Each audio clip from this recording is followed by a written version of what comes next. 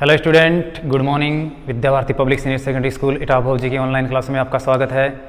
Online क्लासों में आपके लिए 10th क्लास की जो गणित विषय है उसके लिए आपका जो कल चैप्टर बताया था निर्देशांक ज्यामिति का और अंडर द रूट 6 एक अपरिमेय संख्या है उसका, आज आपके लिए 10th क्लास की गणित के लिए जो मेन चैप्टर है 4 अंक का वो लेकर आए हैं, रोड सेफ्टी अर्थात सड़क सुरक्षा। सड़क सुरक्षा के जो क्वेश्चन है वो आपके बोर्ड के अंदर 4 अंक के आते हैं, 4 नंबर का सड़क सुरक्षा का क्वेश्चन। उसके 2 क्वेश्चन भी आ जाते हैं, कभी 1 नंबर का और 3 नंबर का, और कभी 2-2 नंबर के 2 क्वेश्चन भी आ जाते हैं। तो रोड सेफ्टी सड़क सुरक्षा वाली जो प्रश्नावली है उसके अंदर होता क्या है, इसके जो क्वेश्चन आते हैं वो आपके अन्य प्रश्नावली से संबंध रखने वाले ही आते हैं, जैसे समांतर श्रेणी से संबंधित रिलेटिव कोई क्वेश्चन, या फिर 2 चरों वाले रैखिक समीकरणों से संबंध रखने वाले कोई क्वेश्चन, या फिर क्षेत्रफल ऊंचाई दूरी से संबंधित या त्रिकोणमिति से संबंधित कोई क्वेश्चन, या फिर सांख्यिकी से संबंधित कोई क्वेश्चन आ जाता है। बाकी वो रोड सेफ्टी से संबंधित होता है। अभी तक सांख्यिकी से संबंधित कोई क्वेश्चन नहीं आया, लेकिन 2 चरों वाले जो रैखिक समीकरण है, स्थान तय दूरी करने वाले वैसा, और साथ ही साथ समांतर श्रेणी से संबंध रखने वाला, और वर्ताकार भाग का क्षेत्रफल, ऊंचाई, कर्ण, आधार, लंब, इनसे संबंधित क्वेश्चन आए हैं। तो आज आपके लिए हम सड़क सुरक्षा में एक बहुत ही शानदार अच्छा सा क्वेश्चन लेकर आते हैं। क्वेश्चन लिख देता हूं मैं। एक कार 50 किलोमीटर प्रति घंटे की चाल से चलती है यदि रुकने की दूरी 40 मीटर तथा मंदन की दर अर्थात त्वरण मंदन की दर 4.4 मीटर प्रति सेकंड स्क्वायर, 4.4 मीटर प्रति सेकंड स्क्वायर हो तो पहुंचने का समय ज्ञात कीजिए। देखिए, ये सड़क सुरक्षा से संबंधित क्वेश्चन है। इसके अंदर कोई कार है जो 50 किलोमीटर प्रति घंटे की चाल से चल रही है, उसकी स्पीड है 50 किलोमीटर प्रति हावर घंटे में, और किलोमीटर में चाल दे रखी है। यदि वो 40 मीटर दूर जाके रुक जाती है, या 40 मीटर दूर जाके उसको रुकना होता है, तो उसको मंदन के अंदर, त्वरण के अंदर 4.4 मीटर प्रति सेकंड स्क्वायर से कमी करनी पड़ती है, अर्थात मंदन करना पड़ता है। तो कितने समय में ये 40 मीटर की दूरी तय करके ये पहुंच जाएगी, अर्थात रुक जाएगी, पहुंचने का समय, अर्थात ये 40 मीटर की दूरी तक की जो दूरी तय करती है वो उसको पहुंचने में कितना समय लगेगा, ये हमें ज्ञात करना है। तो थोड़ा ये साइंस से रिलेटिव क्वेश्चन भी है, जिसमें मंदन है, त्वरण है, प्रारंभिक वेग है, अंतिम वेग है, और डिस्प्लेसमेंट है, दूरी है। देखिए, इसको हल करते हैं। देखो, यहाँ पर चाल दे रखी है, चाल है 50 किलोमीटर प्रति हावर, जबकि त्वरण है मीटर प्रति सेकंड स्क्वायर। इसका मतलब हमें इस चाल को भी मीटर प्रति सेकंड के अंदर कन्वर्ट करना पड़ेगा। तो चाल अर्थात 50 किलोमीटर प्रति घंटा, अर्थात इसको हम वेग भी कह सकते हैं। वेग, वैसे चाल और वेग में अंतर है। चाल का मतलब चलना होता है, जबकि वेग का मतलब वस्तु की जो चलने की गति है वो तेज है या धीरे है, वो वेग कहलाता है। वेग जिसको हम यहाँ पर, ये जो वेग है अर्थात चाल है, वो इसकी प्रारंभिक चाल है, प्रारंभ में चल रही है, तो प्रारंभिक चाल को हम u से व्यक्त करते हैं। तो u बराबर अर्थात प्रारंभिक वेग, यहाँ पर हम प्रारंभिक वेग भी लिख सकते हैं, चाल या प्रारंभिक वेग। इसकी जो स्पीड है, स्पीड और वेग में अंतर होता है, आपको ध्यान रखना है। तो प्रारंभिक वेग या फिर u बराबर है 50 किलोमीटर प्रति हावर, प्रति घंटा। इसको देखिए आपको क्या करना है, मीटर प्रति सेकंड में बदलना है, क्योंकि जब हम आगे इसको हल करेंगे तो जो मंदन है वो मीटर प्रति सेकंड स्क्वायर में दे रखा है, तो इसको 50 किलोमीटर प्रति घंटे की चाल को हम मीटर प्रति सेकंड में बदलते हैं। तो आप जानते हो 50 किलोमीटर है, इसको मीटर में बदलने के लिए आप जानते हो 1 किलोमीटर में 1000 मीटर होता है, तो आप 1000 से गुणा कर दो। दूसरी बात है, घंटे को सेकंड में बदलने के लिए 60 गुणा 60 का भाग दे दो, क्योंकि 1 घंटे में 60 मिनट होती है और 60 मिनट के अंदर 60, ये 1 मिनट के अंदर 60 सेकंड होती है। तो इस प्रकार से आप 60 का भाग देकर इसको सरल कर सकते हो। कहने का मतलब 50 किलोमीटर को अगर आप 1000 से गुणा करोगे तो 50,000 मीटर हो जाएगा। 50 किलोमीटर का मतलब 50,000 मीटर। 1 किलोमीटर में कितना, 1000 मीटर होता है, तो आप 1000 से गुणा कर सकते हो। और फिर घंटे को सेकंड में बदलने के लिए, अर्थात 1 घंटे में कितनी 3600 सेकंड होती है, तो आप 60 का भाग दे दो, 60 गुणा 60 का भाग दे दो, तो अपने आप ये मान आ जाएगा। बाकी आपके पास छोटा सा एक सिंपल सा ट्रिक भी है कि आप इसको चाहो तो 5/18 से गुणा कर सकते हो, तो ये सीधा ही मीटर प्रति सेकंड स्क्वायर में आ जाएगा।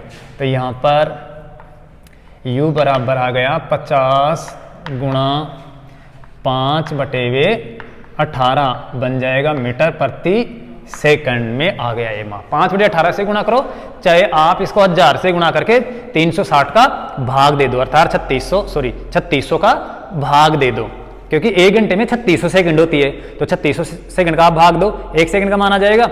और दूसरी बात, मीटर को आप, किलोमीटर को आप मीटर में बदलो तो 1000 से गुणा कर दो, तो आप 1000 से गुणा करके 3600 का भाग दे दोगे तो भी यही माप आएगा, अर्थात 5/18 ही आएगा। तो इसलिए आप शॉर्ट में याद रखना कि 5/18 से गुणा कर दें किसी किलोमीटर प्रति घंटे की चाल को, तो वो मीटर प्रति सेकंड में आ जाती है। और मीटर प्रति सेकंड की चाल को अगर आप किलोमीटर प्रति घंटे में बदलना चाहते हो तो 18/5 से गुणा कर दो, तो ये शॉर्टकट है, आप सीधे इसको बदल सकते हो। अन्यथा आप अपने दिमाग से आप बदल सकते हो कि 50 को आप 1000 से गुणा कर दो और भाग दे दो किसका, घंटे को सेकंड में बदल के दे दो, अर्थात 3600 का आप भाग दे दो, तो भी यही मान आएगा। तो यहाँ पर देखिए u बराबर, अर्थात प्रारंभिक वेग बराबर कितना हो गया, 125 125/18।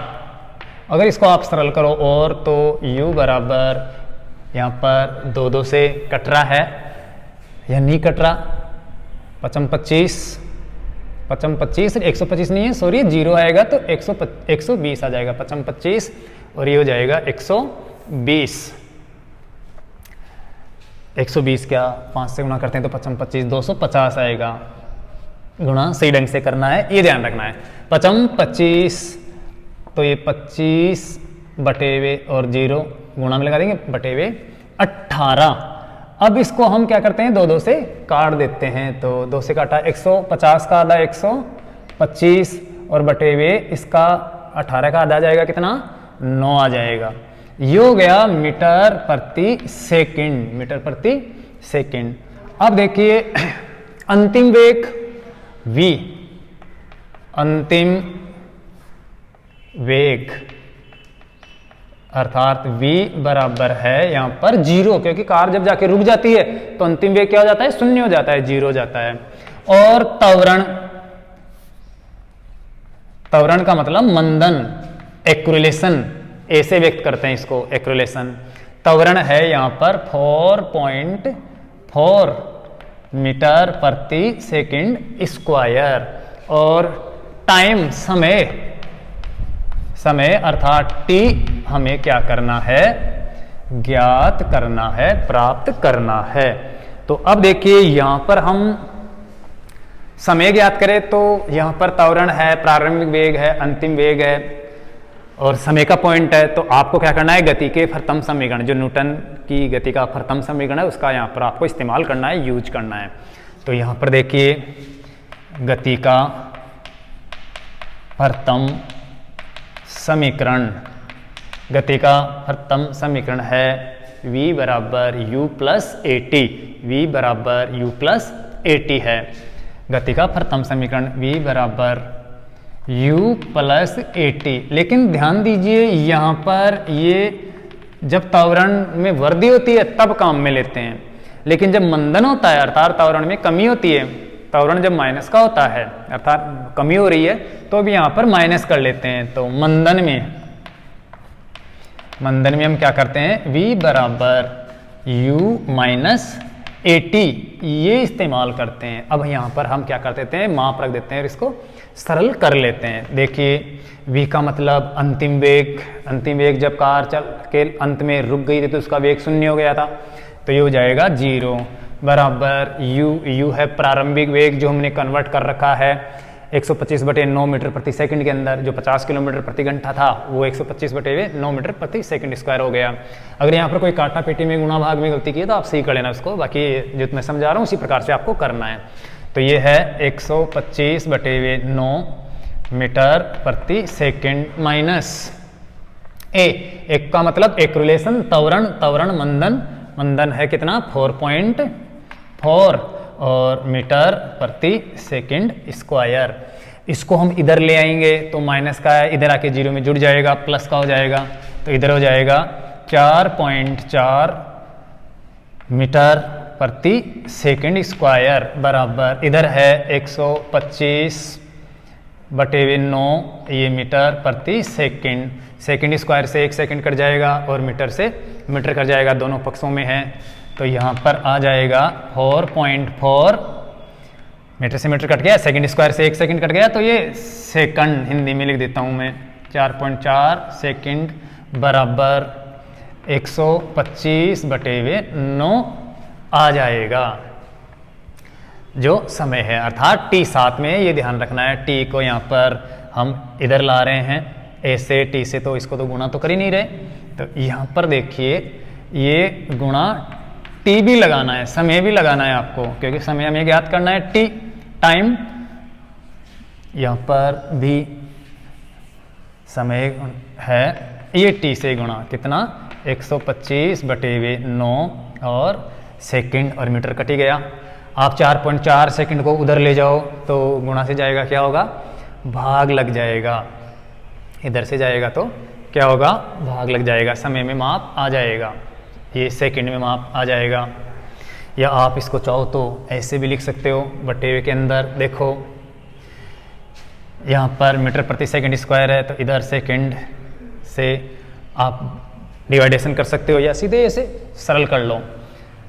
4.4 को उधर जाएंगे तो क्या होगा, भाग लग जाएगा और ये हो जाएगा क्या, t बराबर 125/9 तो पहले था ही और 4.4 ये सेकंड है बटे के अंदर, ये बटे में सेकंड है, ये उधर जाएगा तो सेकंड तो हो जाएगा गुणा में और 4.4 का क्या लग जाएगा, भाग लग जाएगा, तो ये 4.4 और ये सेकंड में समय आ जाएगा 125 सेकंड बटे 9 गुणा 4.4।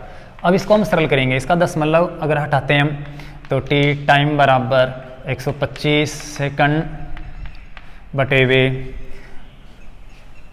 9 गुणा 44 करते हैं तो 10 से ऊपर गुणा कर देते हैं, क्योंकि दशमलव के बाद में एक अंक है तो वहाँ पर जाके 10 ऊपर गुणा हो जाएगा। और अब इसको सरल करते हैं तो टाइम कितना आता है, अगर हम काटे यहाँ पर तो 10 का आधा 5 होता है और 44 का आधा कितना हो जाएगा, 22 हो जाएगा। तो ये हो गया 125 गुणा 5, 10 का आधा 5 और 44 का आधा 22 हो जाएगा, तो 9 गुणा 22 सेकंड।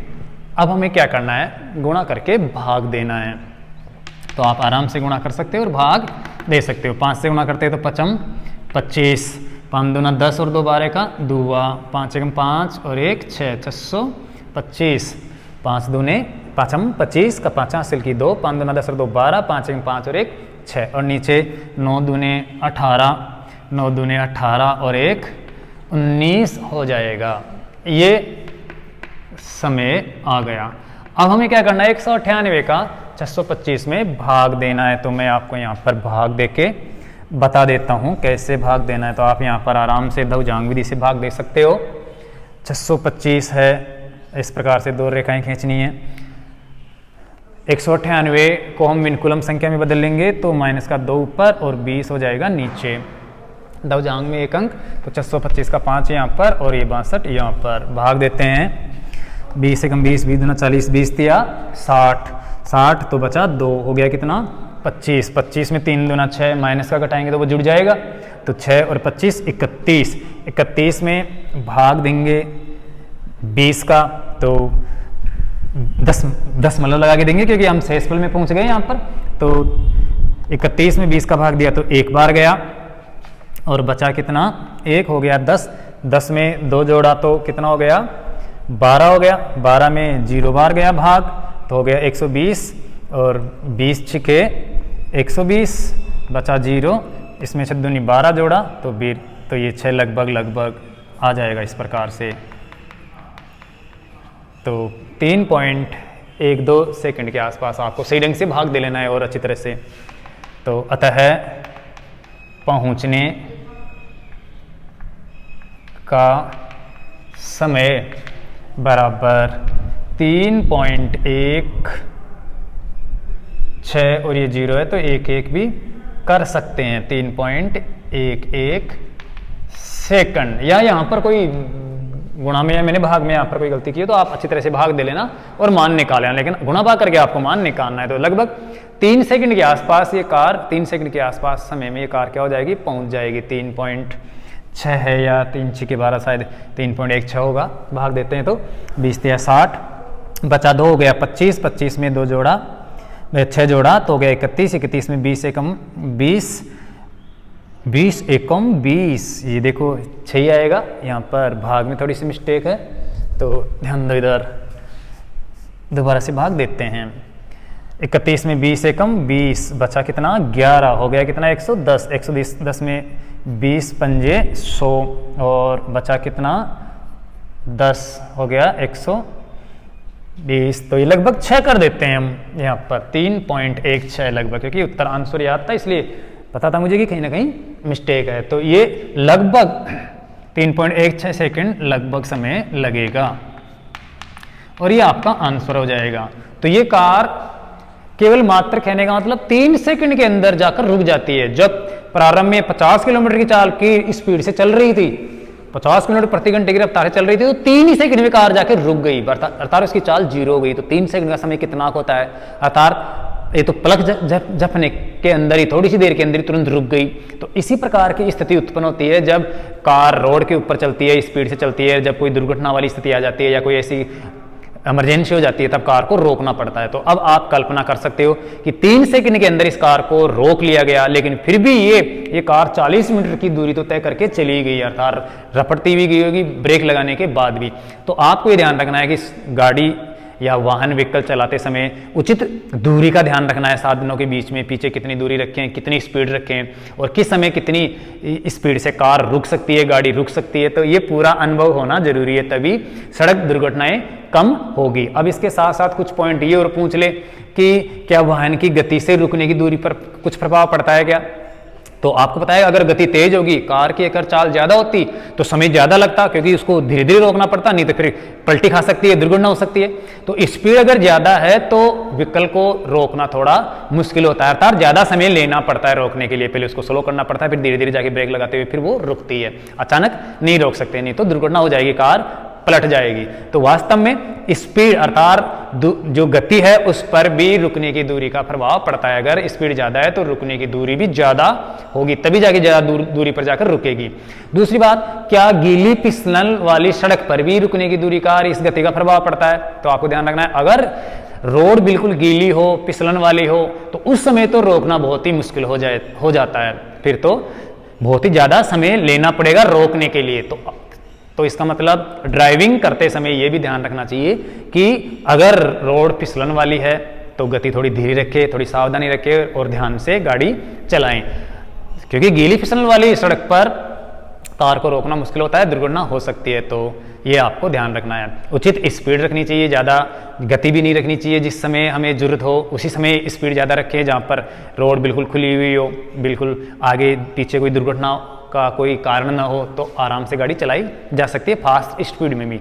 नहीं तो जहाँ पर साधन या आवागमन ज़्यादा होता है, दुर्घटना संभावित क्षेत्र होते हैं, वहाँ पर गाड़ी को, व्हीकल को, वाहन को सामान्य सीमित जो चाल है उसी में चलाना चाहिए, जो निर्देश दे रखे होते हैं उसी के दायरे में रखकर चलाना चाहिए। तो मैं मानता हूँ ये रोड सेफ्टी वाला क्वेश्चन आपके समझ में आ गया होगा। अगर कहीं पर कोई मिस्टेक गुणा भाग में की हो तो आप उसको सुधार लेना, लेकिन इस प्रश्न आपके समझ में आ जाना चाहिए कि गति का जो प्रथम समीकरण है वो आपको यहाँ पर इस्तेमाल करना है। यहाँ पर मंदन हुआ है, ये त्वरण कम हुआ है रुकने पर, तो यहाँ पर माइनस काम में लेना है। बाकी अगर चल रही है गाड़ी और उसकी स्पीड बढ़ जाती है तब त्वरण उत्पन्न होता है तो आपको प्लस लेना है। ये ध्यान रखकर आपको इस प्रकार से सरल कर लेना है। यहाँ पर जो 40 मीटर है उसका यहाँ पर कोई उपयोग नहीं है, तो सिर्फ ये बता रखा है कि 40 मीटर दूरी पर जाकर गाड़ी रुक गई 3 सेकंड के अंदर ही, तो इसका मतलब कितनी दूरी तय करनी पड़ी, उसको लेना पड़ा चलने के लिए। अचानक जगह की जगह पर नहीं रोका जा सकता।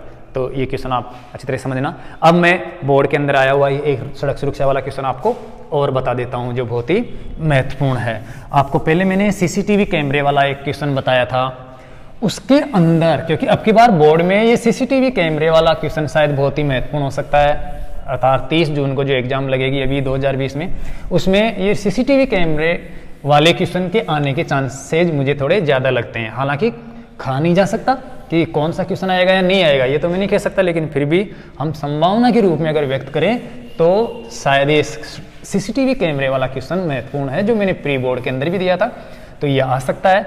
अब देखो सीसीटीवी कैमरे वाला एक क्वेश्चन मैंने आपको पिछले वीडियो के अंदर भी बताया था, लेकिन उसमें क्या था, दूरदृष्टि रेखा दे रखी थी और नीचे ये पोल की ऊंचाई दे रखी थी। वहां पर हमने आधार ज्ञात करके, पाइथागोरस प्रमेय से आधार ज्ञात करके क्या किया था, उस दर्शनीय वृत्त का क्षेत्रफल ज्ञात किया था। लेकिन अब मैं जो क्वेश्चन लेने जा रहा हूं उसमें क्या है, क्षेत्रफल दिया हुआ है। अर्थात 2017 के अंदर एक क्वेश्चन आया था, उसमें उस दर्शनीय वृत्त का क्षेत्रफल दे दिया नीचे और फिर पोल की ऊंचाई पूछ ली गई और साथ में दूरदृष्टि रेखा दे दी गई। तो ये थोड़ा और भी महत्वपूर्ण प्रश्न बन जाता है, क्योंकि हमें क्षेत्रफल से पहले नीचे वृत्ताकार भाग की त्रिज्या ज्ञात करनी होगी और फिर त्रिज्या से हम क्या करेंगे, पाइथागोरस प्रमेय का सूत्र लगाकर पोल की ऊंचाई ज्ञात करेंगे। तो देखिए ये क्वेश्चन लिखता हूं मैं, 2017 में आया हुआ,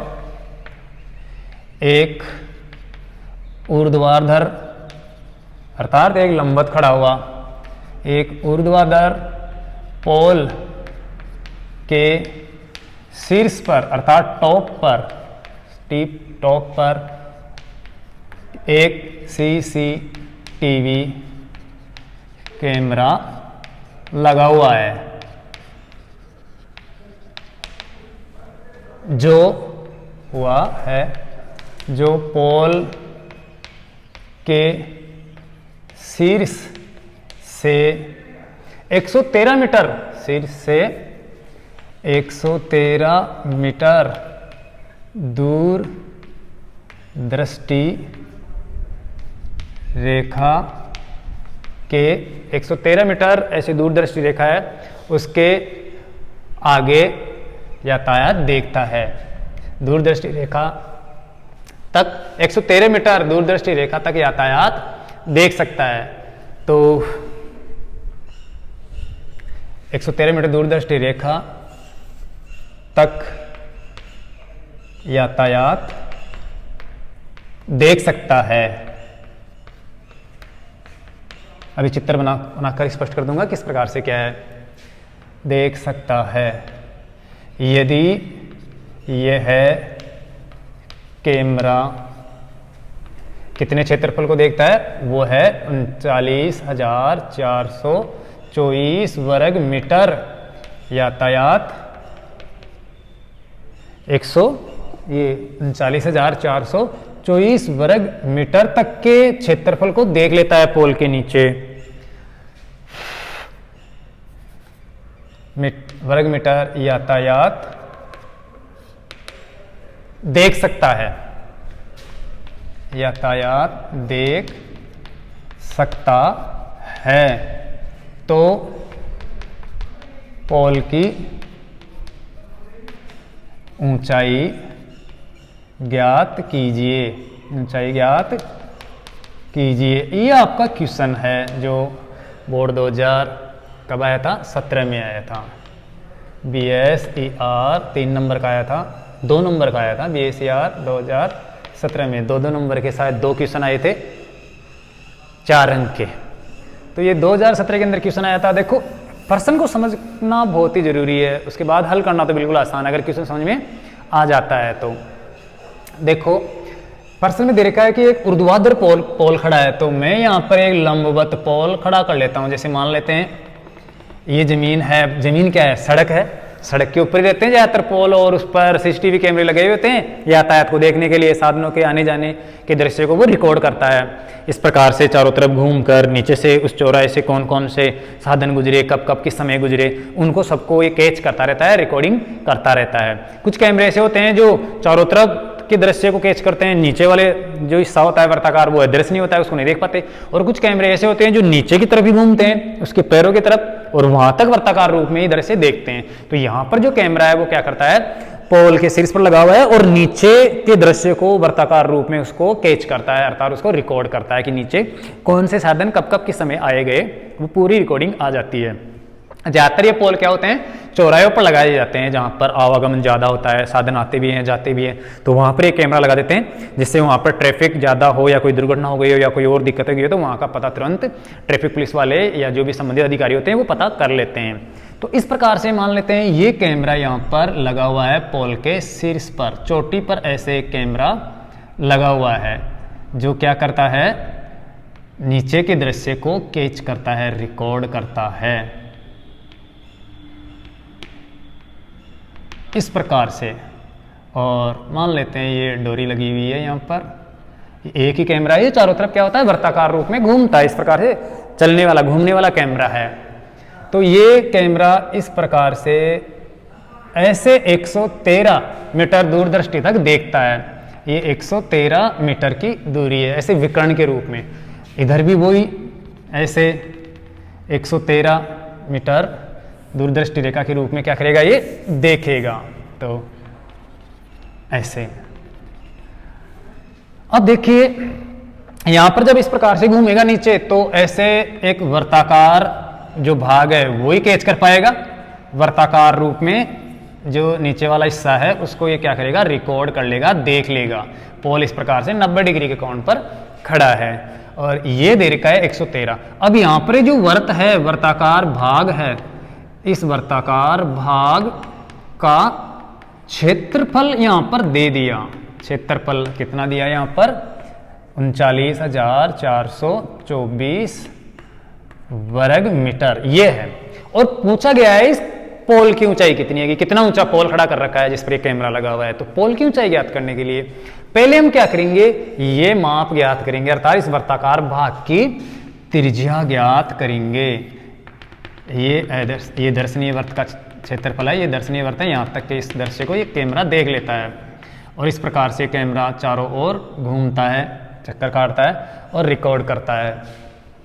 तो इस वर्त के क्षेत्रफल से हम क्या करेंगे, पहले ये त्रिज्या निकालेंगे यहाँ पर, और इस त्रिज्या और कर्ण हमारे पास ही दिया हुआ है 113 मीटर दूरदृष्टि रेखा है, तो फिर हम पाइथागोरस प्रमेय से इसकी ऊंचाई ज्ञात कर लेंगे, लंबवत रेखा ज्ञात कर लेंगे। तो ये बहुत ही इजी क्वेश्चन है, आपको क्वेश्चन समझना है। ऐसे पोल खड़ा कर दिया और नीचे वर्ताकार भाग बना दिया जिसको ये कैच करता है, रिकॉर्ड करता है, और ये कह रहा है कि शीर्ष से 113 मीटर दूरदृष्टि रेखा तक ये देखता है कर्ण के रूप में, कर्ण के रूप में। तो ये 113 यहाँ पर कर दिया। अब इस प्रकार से एक समकोण त्रिभुज बना, क्योंकि ये लंबवत पोल खड़ा है और ये कर्ण के रूप में आ रहा है, नीचे आधार रेखा है इस प्रकार से। तो इन तीनों भुजाओं में से एक भुजा का माप हम तभी निकाल पाते हैं जब या तो त्रिकोणमिति के अनुसार कोई कोण दिया हुआ हो, न्यून कोण, समकोण तो रहता ही रहता है, या फिर कोई सी भी दो भुजा दी हुई है तो हम पाइथागोरस प्रमेय से निकाल सकते हैं समकोण त्रिभुज के अंदर। तो भी यहाँ पर देखो ये दो भुजाओं का माप नहीं दिया हुआ, एक कर्ण का माप दिया हुआ है। अगर इन दोनों में से किसी एक भुजा की माप का पता कर ले, हम निकाल ले, तो फिर दूसरी का तो माप पाइथागोरस प्रमेय से निकाल सकते हैं आसानी से। तो हम क्या करेंगे, ये जो आधार है, ये त्रिज्या है एक वर्ताकार भाग की, उसका माप हम इस क्षेत्रफल से निकालेंगे और जब वो आ जाएगी तो उसके बाद में बहुत ही आसान हो जाएगा, हम पाइथागोरस प्रमेय से लंब भी ज्ञात कर लेंगे। तो देखो यहाँ पर लिखते हैं हम, दिया है कर्ण के रूप में दूरदृष्टि रेखा बराबर कितनी है, 113 मीटर, और वर्ताकार भाग का क्षेत्रफल कितना है? 39,424 वर्ग मीटर।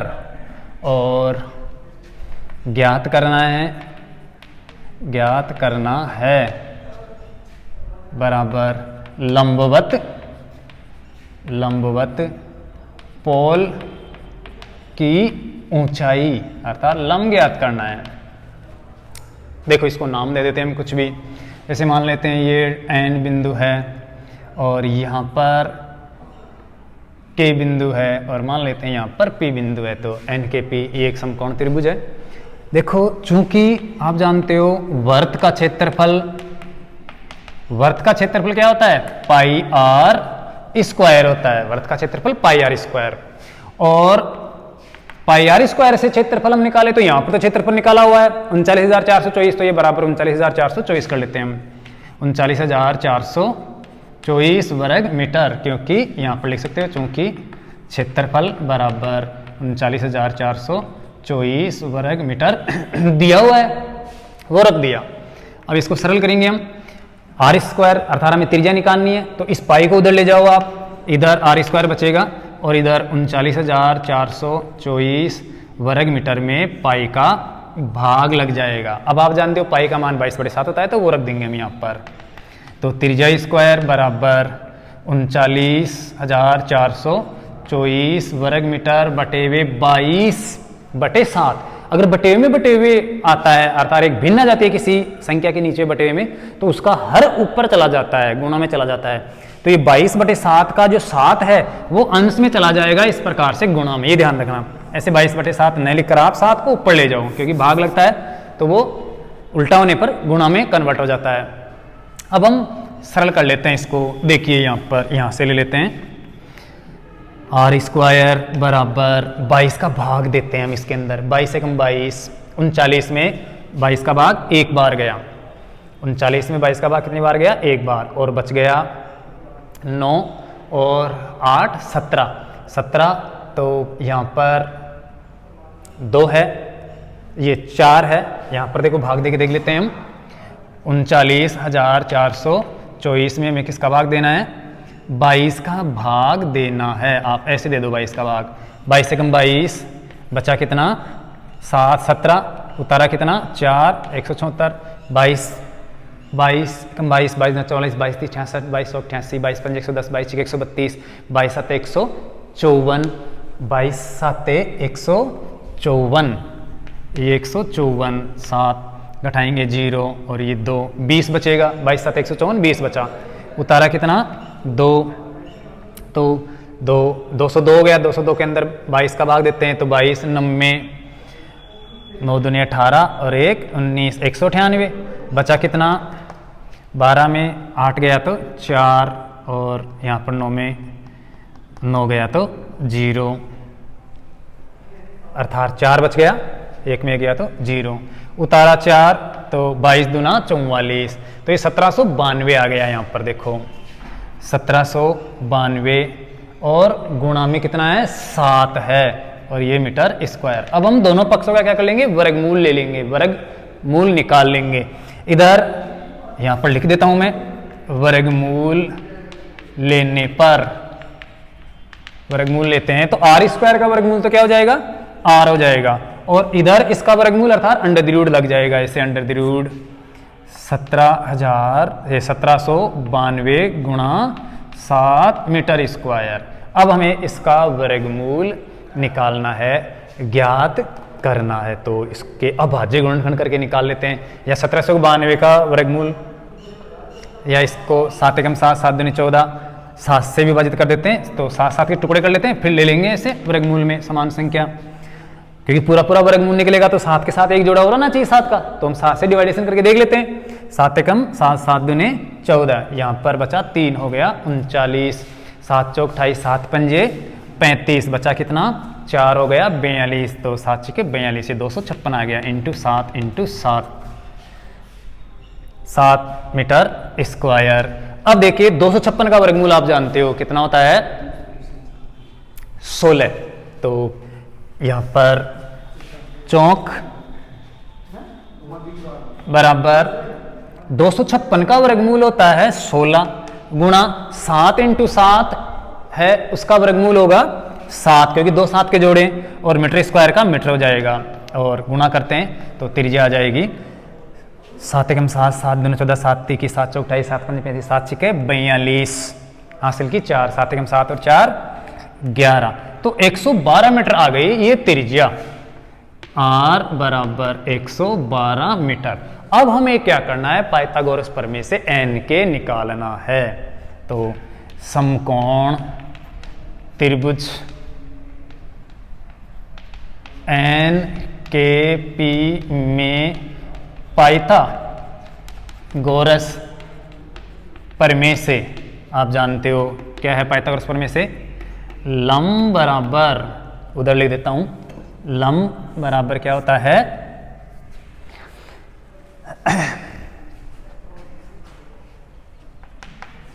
लंब बराबर अंडर द रूट कर्ण स्क्वायर माइनस आधार स्क्वायर। तो इससे हम पोल की ऊंचाई या लंबवत रेखा ऊंचाई बराबर अंडर द रूट 113 मीटर के वर्ग में, मीटर लगा सकते हो चाहो तो, 113 मीटर माइनस 113 मीटर का वर्ग माइनस 112 मीटर का वर्ग कर देंगे इस प्रकार से।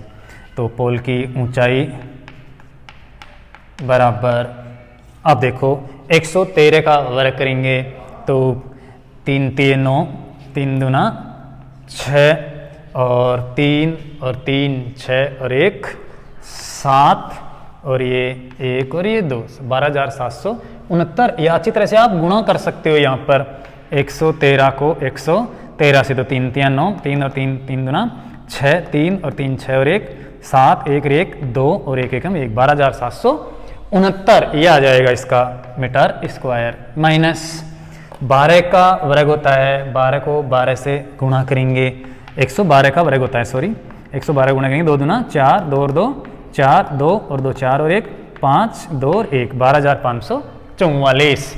तो ये 12,544, आपको ध्यान रखना है, गुणा सही से करना है, ये मान सही होना चाहिए, इसमें गलती नहीं होनी चाहिए, आप और अच्छी तरह से देख लेना एक बार, बाकी प्रश्न आपके समझ में आना चाहिए। तो पोल की ऊंचाई कितनी होगी, पहले घटाएंगे और फिर हम वर्गमूल निकालेंगे। पोल की ऊंचाई बराबर, घटा देते हैं, 9 में 4 गया तो बचा कितना 5, 6 के अंदर 4 जाएगा तो बचेगा कितना 2, और 7 में 5 गया तो बचा कितना 2, और बाकी 2 में 2 गया तो 0, 1 में 1 गया तो 0, तो ये 225 वर्ग मीटर। अब 225 का वर्गमूल आप जानते हो 15 होता है, तो 225 का वर्गमूल 15 आ जाएगा। अतः पोल की ऊंचाई बराबर 225 का वर्गमूल होता है 15, तो ये 15 और मीटर स्क्वायर का वर्गमूल होता है मीटर, ये आ जाएगा आंसर। तो बहुत ही इजी क्वेश्चन है, इस प्रकार का सीसीटीवी कैमरे वाला कोई क्वेश्चन आ सकता है आपकी बार, तो आपको अच्छी तरह से इसे तैयार कर लेना है। हो सकता है क्षेत्रफल न देकर आधार और ये दे दे, ऐसे पोल की ऊंचाई पूछ ले, या पोल की ऊंचाई दे दे, कर्ण दे दे, ये पूछ ले और क्षेत्रफल पूछ ले। तो क्षेत्रफल निकालने वाला तो मैंने पिछले वीडियो के अंदर आपको बता दिया था, आप वहाँ से देख लेना। तो इस प्रकार से हम इस रोड सेफ्टी वाला क्वेश्चन कर सकते हैं। एक बार आपको और समझा दूं मैं, और बता दूं, देखो एक ऊर्ध्वाधर पोल खड़ा था, उसके शीर्ष पर लगा था एक कैमरा, चोटी पर एक कैमरा लगा हुआ था चारों तरफ घूमने वाला, जो पोल के नीचे आधार जो पैर है उसमें उसके पास वर्ताकार रूप में क्या करता है, दृश्य को देखता है, कैच करता है, इस प्रकार से चारों तरफ घूमता है एक वर्ताकार रूप में।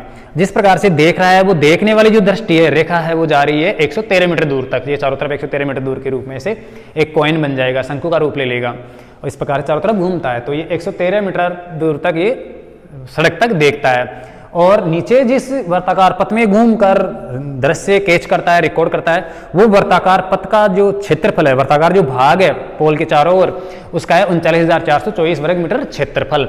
अब हम क्या करेंगे, पोल की ऊंचाई ज्ञात करने के लिए जो क्षेत्रफल दे रखा है, इस क्षेत्रफल की सहायता से अर्थात पाई आर स्क्वायर बराबर हम 39,424 कर लेंगे, और फिर पाई आर स्क्वायर में पाई का भाग उधर देंगे 22/7 का, तो 22 और बटे 7 ऊपर गुणा में हो जाएगा इधर आकर, और आर स्क्वायर का मान हमें मिल जाएगा।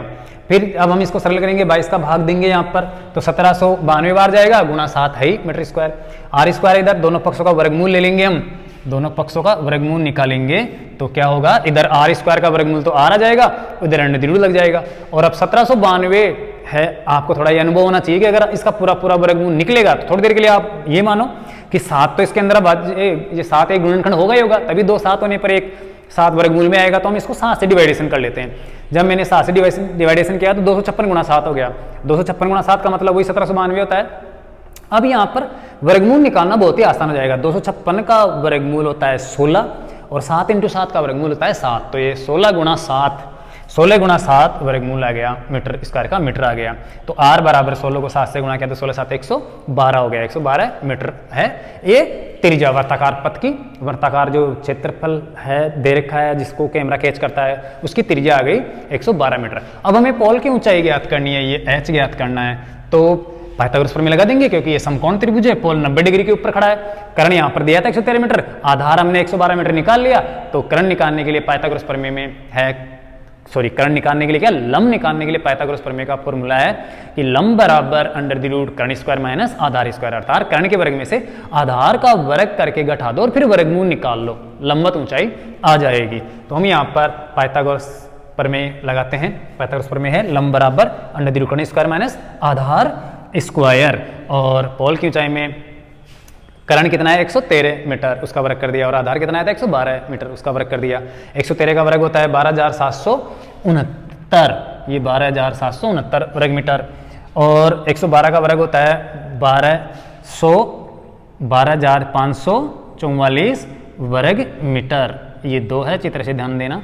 अब इसमें से हम घटाते हैं 12,769 में 12,544 तो 225 बचता है, 225 का हम वर्गमूल निकालेंगे तो आएगा 15, अतः पोल की जो ऊंचाई है वो 15 मीटर है, अर्थात 15 मीटर ऊंचे पोल पर ये सीसीटीवी कैमरा लगा हुआ है। तो ये क्वेश्चन आपका बिल्कुल सोल्व हो गया। आप आसानी से इस प्रकार के और भी क्वेश्चनों को सरल कर सकते हो। अन्य क्वेश्चनों के अंदर हो सकता है कर्ण ज्ञात पूछ ले, आधार पूछ ले, लंब तो यहाँ पर पूछा गया ही है, क्षेत्रफल पूछ ले, तो आप इस प्रकार के क्वेश्चनों को तैयार कर लेना। एक क्वेश्चन में सड़क सुरक्षा से संबंधित आपको और बता देता हूँ, जिसके जो ज़्यादा बार अभी पिछली साल भी आया था, उससे पहले भी वो क्वेश्चन आ गया, अर्थात सिग्नल लाइट वाला पार करने वाला सड़क सुरक्षा से संबंधित, लेकिन है वो रोड सेफ्टी का। तो मैं इसको मिटा देता हूँ, एक बार उतार लेना, कहीं पर कोई मिस्टेक हो, गुणा भाग में कहीं पर गलती कर दी तो आपको ऐसा नहीं करना है, उसको सुधार लेना है। बाकी जो मैंने समझाया वो बिल्कुल सही है, उसी प्रकार से आपको एग्जाम में, बोर्ड एग्जाम में करना है। तो मिटाता हूँ इसको, आप अच्छी तरह से उतार लेना कॉपी के अंदर और फिर और समझ लेना एक बार। देखो 2017 में आया था एक क्वेश्चन। अब चलते हैं सिग्नल लाइट पार करने वाला एक क्वेश्चन। ऐसे 2-3 क्वेश्चन बोर्ड में आ चुके सिग्नल लाइट वाले, समांतर श्रेणी से संबंध रखने वाले, तो हो सकता है अब की बार ऐसा भी कोई आ जाए तो एक क्वेश्चन में आपको वैसा भी बता देता हूँ, जिससे आप हर प्रकार के क्वेश्चन बोर्ड एग्जाम में कर सको और ज़्यादा से ज़्यादा फायदा उठा सको। तो क्वेश्चन ले लेता हूँ मैं। एक तो 2016 के अंदर क्वेश्चन आया था ये सिग्नल लाइट पार करने वाला, और एक 2017 में भी आया था, 16 में भी आया था, और 2018 की सप्लीमेंट्री एग्जाम में भी आया था ये सिग्नल लाइट वाला। इसका मतलब बहुत ही महत्वपूर्ण है। तो हम ऐसा करते हैं, जो महत्वपूर्ण है 2016 वाला ही यहाँ पर ले लेते हैं। देखो 2016 में आया था कि एक मोटर कार है, वो क्या करती है, ए स्थान से बी स्थान पर जाकर दूरी तय करती है। कितनी, 175 किलोमीटर। एक मोटर कार ए स्थान से बी स्थान पर 175 किलोमीटर की दूरी तय करती है। कहने का मतलब ए से लेकर जो बी स्टेशन है उसके बीच की दूरी है 175 किलोमीटर, और ये 175 किलोमीटर की जो दूरी है वो उसको किस चाल से, किस स्पीड से तय करती है, 70 किलोमीटर प्रति घंटे की रफ्तार से इसको तय करती है। तो चाल हो गई 70 किलोमीटर प्रति घंटा और दूरी है 175 किलोमीटर। अब देखिए ऐसा तो रोज होता है हमेशा, 175 किलोमीटर की जो दूरी है उसको 70 किलोमीटर प्रति घंटे के हिसाब से तय कर रही है। लेकिन हुआ क्या, एक दिन रोड पर 10 हरे सिग्नल लाइट थे, हरे कहते हैं हमेशा हरे रहते हैं, तब तो नॉन स्टॉप जाती है बिना रुके। लेकिन एक बार क्या हुआ, भारी यातायात के कारण उसको सिग्नलों पर रुक रुक के चलना पड़ा, थोड़ा विलंब हो गया। अब वो किस प्रकार से प्रत्येक सिग्नल पर रुकती है वो आपको मैं बताता हूँ। एक समांतर छड़ी के रूप में वो वहां पर रुक कर जाती है। 10 सिग्नल लाइटें हैं, रेड लाइट हो रही है, वहां पर इस कार को रुकना पड़ रहा है। और ये किस प्रकार से रुकती है, प्रथम सिग्नल पर ये 1 मिनट रुकती है, दूसरे पर ये 3 मिनट रुकती है, तीसरे पर ये 5 मिनट रुकती है। इस प्रकार से ये 10वें सिग्नल पर 19 मिनट रुकती है। तो उस दिन ये कार कितना समय ली होगी ऐसे बी स्थान पर पहुंचने पर, ये आपको ज्ञात करना है। तो मैं एक बार क्वेश्चन लिख देता हूं। क्वेश्चन है, एक मोटर कार ए स्थान से बी स्थान पर चलकर 175 किलोमीटर की दूरी 70 किलोमीटर प्रति घंटे की चाल से तय करती है। चाल से 10 हरे सिग्नलों को पार करती है। अब आप जानते हो हरे सिग्नल हैं तो इसका मतलब कार को रुकना नहीं पड़ रहा है, नॉन स्टॉप जा रही है। लेकिन अगर यहाँ पर लाल सिग्नल होते हैं तो इसको रुकना पड़ता है, जो भी मैं बताऊंगा किस प्रकार से रुकती है। फिलहाल यहाँ पर ये 175 किलोमीटर की जो दूरी है उसको 70 किलोमीटर के हिसाब से नॉन स्टॉप तय करती है, 10 हरे सिग्नलों को पार करते हुए। हरे हैं इसलिए उसको रुकना नहीं पड़ रहा है, हरे सिग्नलों को पार करती है। लेकिन क्या हुआ, किसी दिन भारी यातायात था, अर्थात साधनों की भरमार थी, ज्यादा था, रोड पर खूब सारे साधन थे, तो इसका मतलब रेड लाइट करनी पड़ी। किसी दिन भारी यातायात के कारण कार को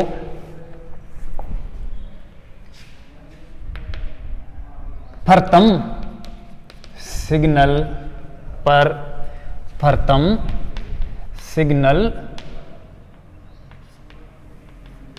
पर 1 मिनट, दूसरे सिग्नल पर 3 मिनट, दूसरे सिग्नल का मतलब जो रोड लाइट होती है, रेड होती है, लाल ये नीली हरी होती है।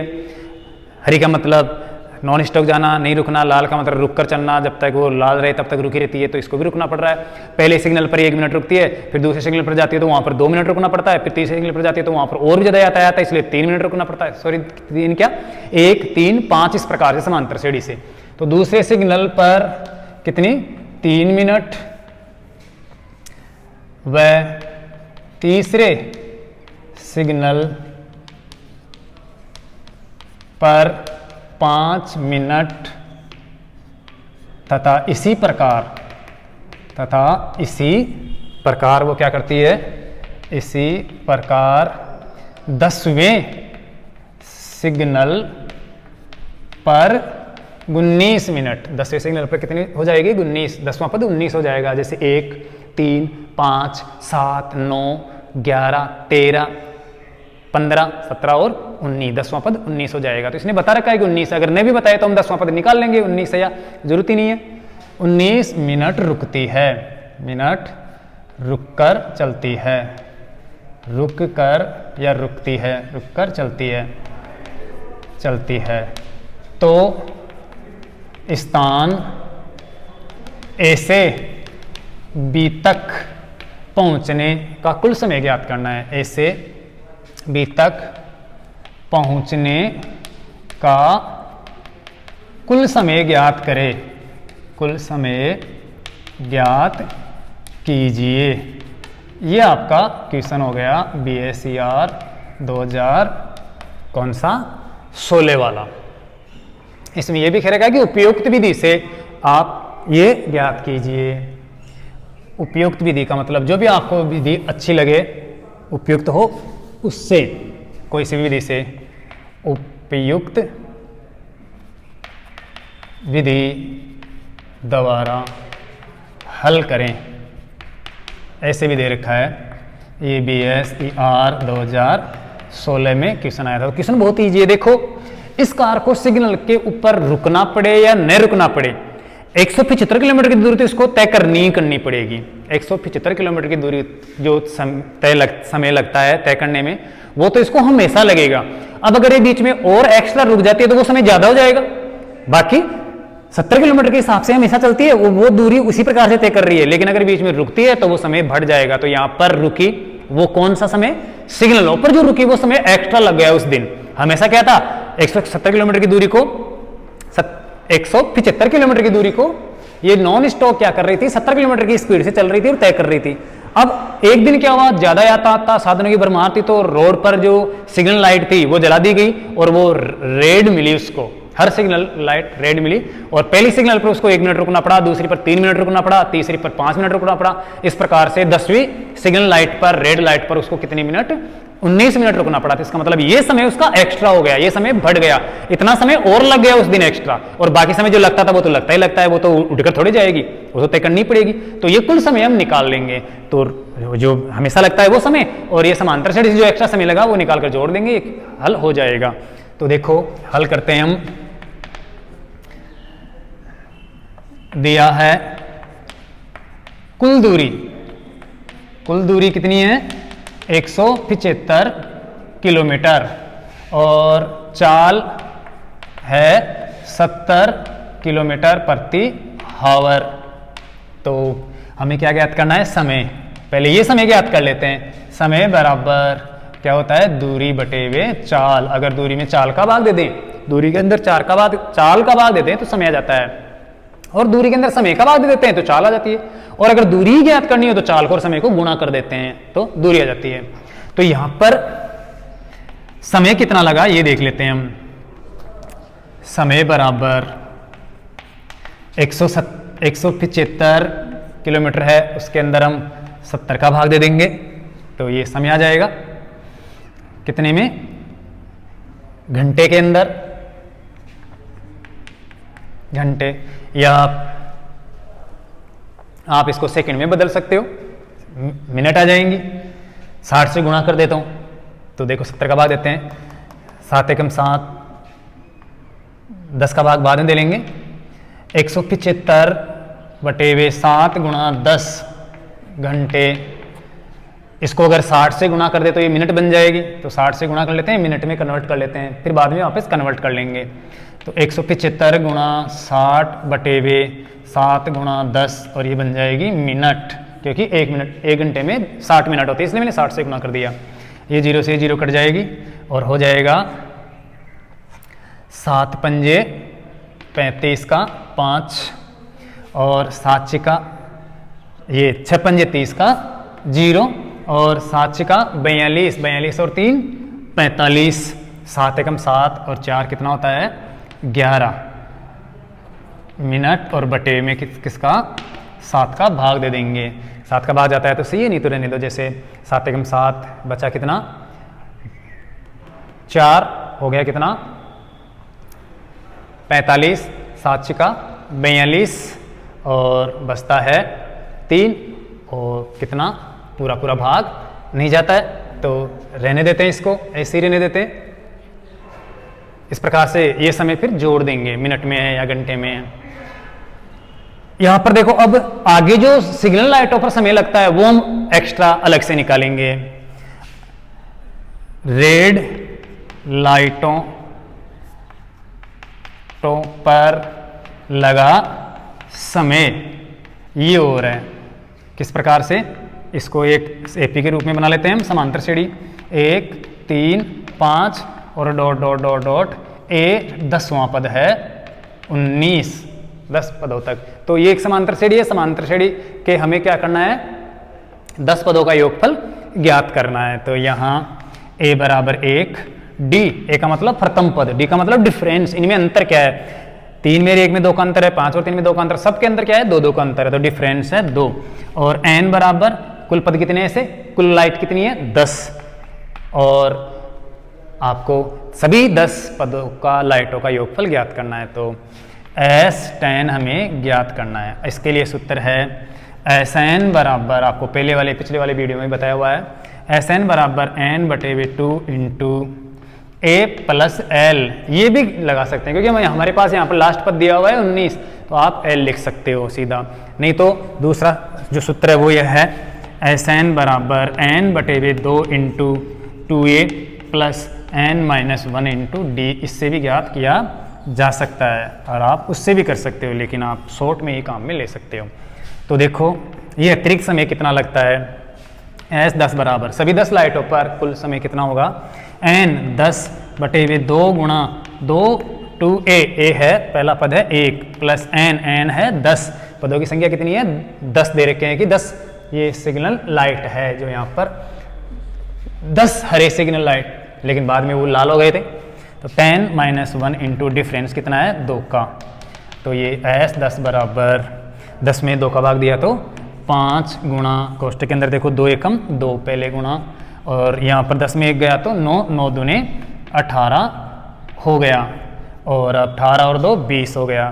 तो एस 10 बराबर 5 गुणा 18 और 2 20, तो सभी 10 सिग्नलों पर इसको कितना समय लगेगा 5 ना 10 अर्थात 100 मिनट और लगेगी।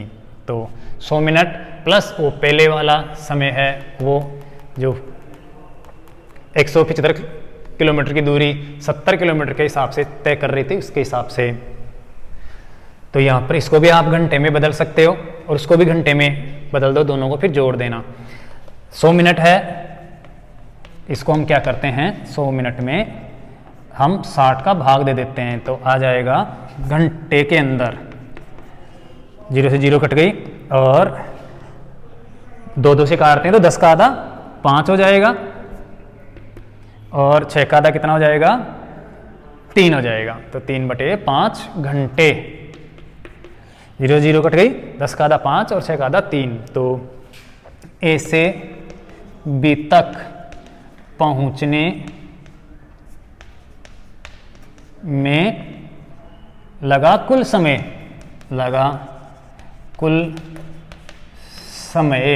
बराबर पहले वाला समय और ये समय आप जोड़ दो, ये जोड़ लेते हैं 175 बटे वे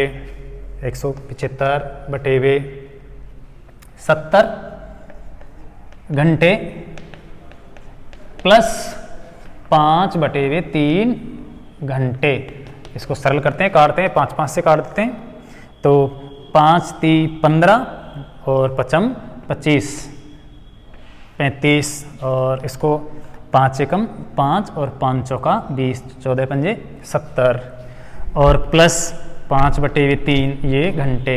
शायद यहाँ पर हो सकता है बोर्ड के अंदर ये 70 किलोमीटर की जगह 60 किलोमीटर हो, या फिर यहाँ पर 75 की जगह ये 175 की जगह 170 हो, तो ये हो सकता है मैंने मान अलग ले लिया, लेकिन इससे कोई फर्क नहीं पड़ता क्योंकि एग्जाम में तो कुछ भी माप आ सकते हैं। 175 की जगह 180 भी आ सकता है, 190 भी आ सकता है, हो सकता है 190 ही हो, लेकिन बोर्ड 2016 में ऐसा क्वेश्चन नहीं था, तो कुछ भी माप हो सकते हैं, चाल कुछ भी हो सकती है। ये तो प्रश्न आएगा तब पता चलेगा, आपको हल इसी प्रकार से करना है क्योंकि यहाँ पर कट नहीं रहा है, पूरा मान नहीं आ रहा है, इसका मतलब हो सकता है कि यहाँ पर कुछ ना कुछ अलग माप हो बोर्ड 2016 वाले पेपर में, तो आप उसमें से देख लेना और उसके हिसाब से और हल कर लेना आप, या फिर यहाँ पर कहीं पर कोई मिस्टेक होगी तो आप उसका ध्यान दे लेना अच्छी तरह से। बाकी इस क्वेश्चन को ऐसे ही हल करना है। दोनों को जोड़ते हैं, दोनों का लघुत्तम ले लेते हैं। तो देखो 14 और 3 का लघुत्तम 14 3 42 आ गया लेस है एलसीएम 3, तो 3 ऊपर गुणा करते हैं, 3 पंजे 15, 3 3 9 और 1 10, 35 पंजे 105 प्लस 3 का भाग इसमें कितनी बार गया 14 बार, तो 14 पंजे 70, और अब इसको और जोड़ लेते हैं, तो 5 और 0 5 और 7 का 7 और 175 बटे हुए 42 घंटे, और इसको काट कर आप सरल कर सकते हो अगर होता है तो। अतः कुल कितना लगेगा, कुल समय 175 बटे वे 42 घंटे तो ये सही फिक्स माप आता है, शायद इसमें कहीं पर कुछ मिस्टेक है जो आप बोर्ड के पेपर में देखकर उस प्रकार से कर लेना। बाकी ये इसी प्रकार से क्वेश्चन आपको हल करना है। अगर यहाँ पर कहीं पर कोई गुना भाग मिस्टेक हो तो आप सुधार सकते हो, बाकी इस क्वेश्चन को इसी प्रकार से समझना है। मैं एक बार और रिपीट कर देता हूँ इसको अच्छी तरह से कि एक कार थी, वो ए से बी स्थान पर पहुंचती है तो दूरी तय करती है 175 किलोमीटर और उसकी चाल है 70 किलोमीटर प्रति घंटा। लेकिन ऐसा तो हमेशा होता है जब ये जो 10 सिग्नल लाइट है वो हरी रहती है तब उसको रुकना नहीं पड़ता। लेकिन एक दिन क्या हुआ, भारी यातायात था, ट्रैफिक ज्यादा था, तो कार को रुक रुक के चलना पड़ा, अर्थात प्रत्येक सिग्नल पर उसको रुकना पड़ा। और रुकने का जो सिस्टम है उसने बता रखा है कि पहले सिग्नल पर वो 1 मिनट रुकती है, दूसरे पर वो 3 मिनट रुकती है, तीसरे पर वो 5 मिनट रुकती है। इस प्रकार से चलते चलते वो 10वें सिग्नल पर 19 मिनट रुकती है। तो इसका मतलब उस दिन वो समय एक्स्ट्रा हो गया, जो हमेशा समय लगता था वो तो लग रहा है, बाकी 10 सिग्नलों पर उसको एक्स्ट्रा समय लगा, वो हम समांतर सीढ़ी बनाकर और निकाल लेंगे, जो टोटल आपके पास आएगा कितना, ये 100 मिनट उस दिन एक्स्ट्रा और लगी। तो वो 100 मिनट और जो पूर्व वाला दूरी बटे हुए चाल में आप भाग देकर ये समय निकालोगे, वो उन दोनों को जोड़ देना, कुल समय आ जाएगा उस दिन का। तो यहाँ पर ये सही मान ना आए या पॉइंटों में आ रहा है तो वो बात की बात है, बाकी आप अपने हिसाब से इसको सोल्व करके माप निकाल लेना। तो आज के लिए बस इतना ही। ये रोड सेफ्टी वाला चैप्टर आपका पूरा हो गया है, आप अच्छे से इसको देखना और अच्छी तरह से तैयार करना। 4 अंक के प्रश्न आएंगे। आज के लिए बस इतना ही। बहुत बहुत धन्यवाद। Thank you.